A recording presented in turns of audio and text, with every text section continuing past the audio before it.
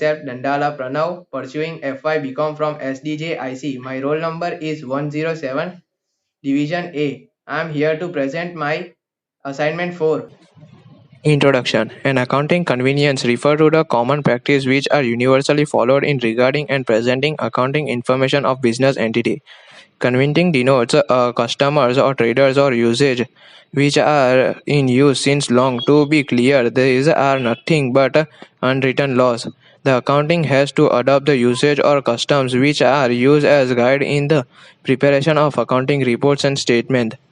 These conveniences are also known as decroin. Convenience in consistency.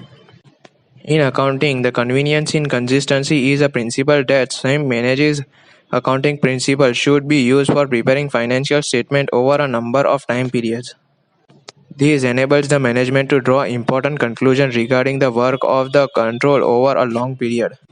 It allows a comparison in the performing of a different period in if different accounting procedure or proceeds are used for preparing financial statement of different year, then the result will not be completed because there will be based on different postulates.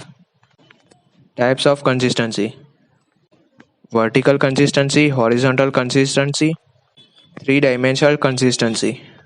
The vertical consistency is maintaining within a interrelation financial statement of same period. If a change has been made in dealing with two aspects of the same statement, then it will be vertical consistency. For example, if one method of depreciation is used while preparing profit and loss account and another method is followed while preparing balance sheet, it will be a case of a vertical consistency.